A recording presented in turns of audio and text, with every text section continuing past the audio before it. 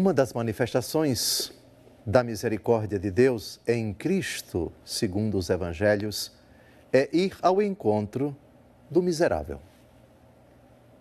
Enquanto Deus não sai de si e manifesta concretamente sua condescendência, sua ternura para com aqueles que estão na lama, que estão na miséria, não se pode falar de misericórdia em ato.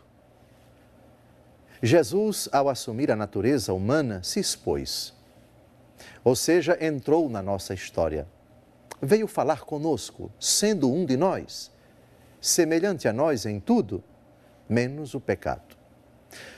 A partir do momento em que ele toma a iniciativa de ir ao encontro da miséria humana, uma certa miséria humana, mergulhada no pecado, interpreta mal esta iniciativa e deturpa o verdadeiro sentido do gesto do Senhor de ir ao encontro daquele que erra, daquele que peca, daquele que está à margem, daquele que está morto, daquele que está perdido.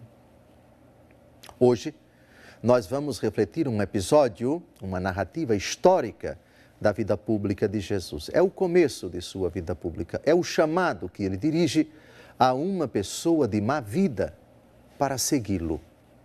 Mas para que isso aconteça, depois que esse chamado é realizado, um jantar, uma festa é dada por esse que acabou de ser chamado. E aí o Senhor se envolve, se mistura, entre aspas, não somente com este, mas com muitas pessoas de má vida. E isso causa um transtorno muito grande para aqueles que consideram que um rabino, que um profeta não pode se misturar, não pode andar com certas pessoas, não pode entrar em certas casas. E tal deturpação vai acontecer ao longo da vida pública de nosso Senhor Jesus Cristo. Hoje vamos refletir sobre a vocação de Levi, filho de Alfeu, também chamado de Mateus. O futuro apóstolo e evangelista Mateus. Essa narrativa mostra muito bem, de forma bastante evidente, quantos entraves, quantas dificuldades a misericórdia de Deus encontra, enfrenta, para se manifestar em toda a sua grandeza. Vamos ao texto e depois reflitamos esse grande acontecimento do Evangelho. Partindo dali, Jesus viu um homem chamado Mateus, que estava sentado no posto do pagamento das taxas. Disse-lhe: segue-me. O homem levantou-se e o seguiu. Como Jesus estivesse à mesa na casa desse homem, numerosos publicanos e pecadores vieram e sentaram-se com ele e seus discípulos. Vendo isso, os fariseus disseram aos discípulos: por que come vosso mestre com os publicanos e com os pecadores?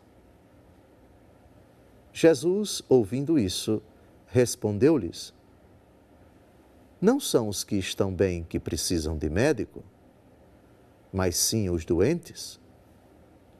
Ide e aprendei o que significam estas palavras: eu quero a misericórdia e não o sacrifício. Eu não vim chamar os justos, mas os pecadores. Publicano é um cobrador de imposto, um funcionário do Império Romano, bem pago pelo Império. Sua tarefa, cobrar impostos das pessoas. O Império Romano estipulava, de acordo com a condição social, de acordo com o patrimônio de cada um, cada pessoa ou cada família deveria tributar, deveria devolver ao Império um tributo, uma taxa para a manutenção do Império. E o papel do cobrador de imposto era cobrar. Ele tinha poderes para mandar prender a pessoa que se recusava a pagar. Tinha poder também de confiscar os bens da pessoa se ela insistisse em não cumprir com sua obrigação para com o império. Os cobradores de impostos geralmente eram pessoas que roubavam, ou melhor, ou pior, que extorquiam dos cidadãos romanos, de todos aqueles que tinham a obrigação de pagar impostos. Por vezes eles cobravam mais do que aquilo estipulado pelo império. Por causa disso, eram pessoas ricas. E por causa disso, porque se locupletavam, eram detestadas, odiadas às vezes pelos judeus, que consideravam os cobradores de impostos pessoas de má vida. Apesar disso, Jesus vai ao encontro desse homem. É Levi, filho de Alfeu, cobrador de impostos, que está sentado no telônio, no posto de cobrança, e Jesus lhe dirige apenas esta palavra: segue-me. O recado é claro: você tem que deixar tudo para atender a esse meu pedido. É claro que Jesus não falou dessa forma, mas se pode perceber que essa era a intenção de Jesus, pelo que se segue. O homem levantou-se e o seguiu. Se o convite foi, por assim dizer, a queima-roupa, a resposta foi imediata. Os evangelhos, Mateus, Marcos e Lucas, que narram este episódio, pela importância que ele ocupa nas narrativas de nosso Senhor Jesus Cristo, esse é um fato dos mais importantes, porque os 3 evangelhos sinóticos registram esse acontecimento. Mateus, Marcos e Lucas, estamos na versão de Mateus. Trata-se de algo paradigmático para todos nós. É uma lição a não ser esquecida. Segue-me. Se ele disse aos pescadores da Galileia, doravante eu farei vocês pescadores de homens, aqui, segue-me. A finalidade é a mesma. Se aos pescadores, se a Mateus, eu quero que vocês sejam meus apóstolos. Eu quero que vocês estejam comigo. E a conversão aconteceu. Os textos não falam, nem Mateus, nem Marcos, nem Lucas, o olhar de Jesus, a reação de Mateus. O fato é que tudo foi muito breve, muito simples, muito direto, e que Jesus obteve aquilo que ele desejava. Conseguiu para si mais um apóstolo. Tirado do mundo do pecado. Um pecador público, não importa. Jesus o quis. Os critérios que nosso Senhor Jesus Cristo utilizou para convocar os apóstolos são critérios dele, não critérios nossos. Em Marcos, capítulo 3, versículo 16, disse laconicamente, depois que Jesus passa a noite em oração, pedindo discernimento para escolher quem ele quer, o texto diz, e ele chamou os que ele quis para estarem consigo. Chamou os que ele quis. Mas por que Jesus quis que um pecador público integrasse o grupo dos 12? Resposta simples, porque ele quis. Porque Jesus quis Judas Iscariotes consigo, sabendo ele que é Deus, que Judas iria traí-lo? Resposta simples, porque ele quis.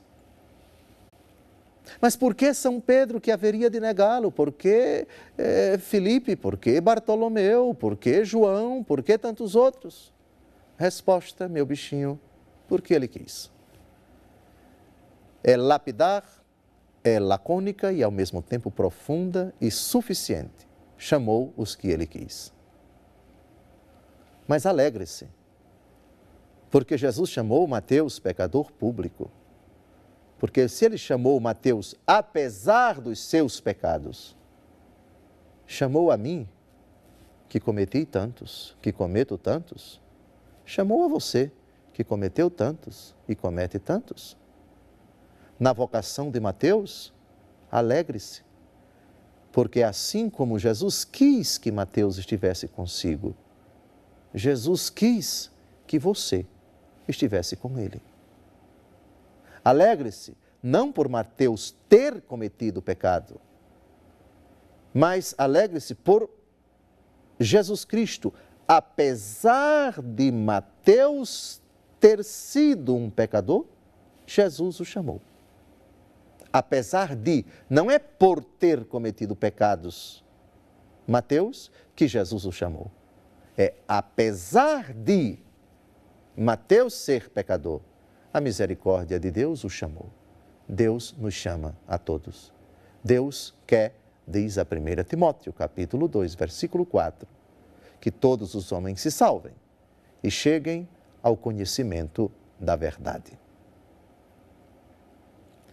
Depois do chamado, o texto não diz, mas pode-se inferir uma alegria incontida de Mateus. Agora, discípulo do Senhor, ele se sente, por assim dizer, entre aspas, obrigado a dar uma festa para nosso Senhor. São convidados para esse banquete os discípulos de Jesus, não sabemos quantos já estavam com nosso Senhor, estamos no início de sua vida pública, e certamente muitas outras pessoas tidas pelos adversários de Jesus como pessoas de má vida, certamente colegas, companheiros de trabalho, cobradores de impostos, amigos seus, colegas de atividade laborativa e outras pessoas desse círculo que para alguns eram pessoas de má vida. No próximo bloco, nós vamos comentar o resto do relato, precisamente o desdobramento da festa, a murmuração que alguns fazem e a resposta de Jesus. Alguns formulam perguntas aos discípulos de Jesus, mas Jesus não permite que os seus discípulos respondam. Ele mesmo se adianta e responde, e a resposta de Jesus para nós será de extrema importância. Até o próximo bloco.